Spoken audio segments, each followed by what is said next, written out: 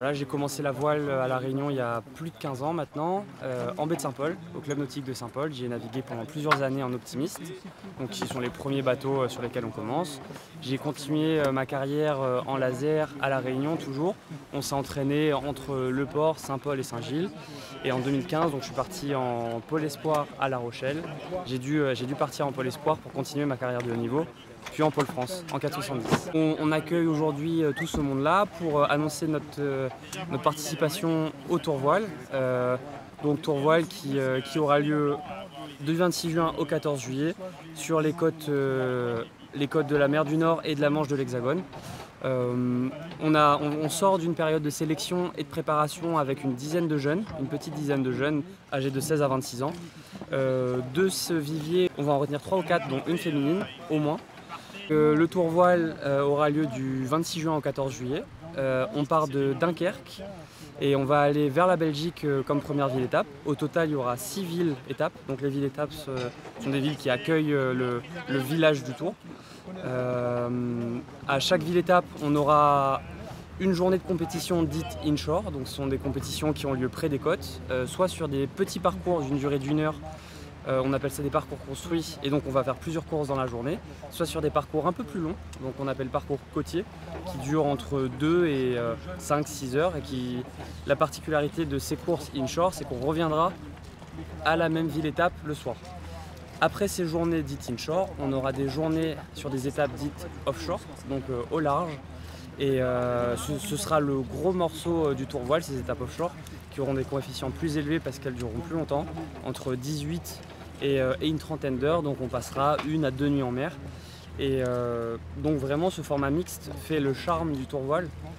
C'est ce qui nous attire et qui attire du monde, qui attire du niveau, parce que c'est un format qui n'existe qu'en France, que sur le Tour Voile. Sur le Tour Voile, on a des saisons qui sont très courtes, qui démarrent au mois de janvier, qui se terminent au mois de juillet, donc très intenses. On va avoir nos 2 premières compétitions fin mars à la Trinité-sur-Mer, donc le Trophée Laura Verne puis le SPI Ouest France. Ce sera une première grande répétition pour voir se jauger par rapport aux concurrents, jauger notre équipage, voir où sont nos gros points de travail, où est-ce qu'on est déjà bon, où est-ce qu'on est déjà au point.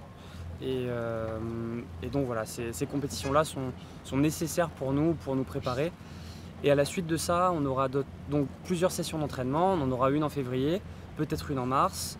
Tous les mois, en fait, on va essayer d'en placer une. Des entraînements qui dureront entre 3 et 10 jours à bord du Figaro 3 en hexagone. Et pour ensuite avoir une compétition au mois d'avril, mi-avril, à La Rochelle, au départ de La Rochelle, qui s'appelle la Gascogne 45.5. Donc c'est une course qui part de La Rochelle, qui va enrouler une bouée virtuelle. En fait, c'est un point GPS qui est dans le golfe de Gascogne et qui revient à La Rochelle. La course devrait durer entre 3 et 5 jours. Et la dernière course sera le Grand Prix de l'école navale qui aura lieu en rade de Brest. Donc pour nous au départ de Camaret, en Figaro 3. Et celle-ci sera la dernière grande répétition générale début mai avec, je pense, tous les équipages qui seront là sur le Tour Voile. C'est un bateau d'une dizaine de mètres de long.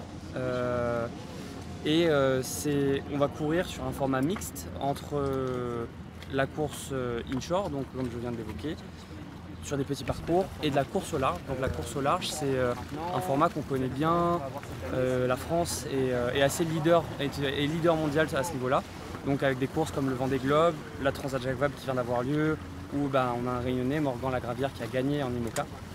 Et donc la course au large, c'est des courses qui ont lieu plus loin des côtes, sur des durées plus longues.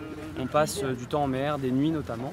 Et c'est des courses qui peuvent durer entre 48 heures et plusieurs semaines, voire mois. Quand je pense à des courses comme le Vendée Globe, The Ocean Race, qui est une course autour du monde en équipage, la Globe 40, qui est une course aussi autour du monde qui passe par la Réunion. Et donc voilà, toute cette richesse qu'on a, on peut avoir plusieurs profils. Des jeunes à La Réunion qui naviguent sur des petits bateaux en catamaran, qu'on a pu recruter en course au large, mais on a des compétences qui sont tellement transversales entre les types de bateaux qu'on peut se permettre de le faire. Vous pouvez regarder là déjà s'il vous plaît, par ici, regardez ici, le président, là. Merci. Alors messieurs, un petit peu par ici. On tourne à droite.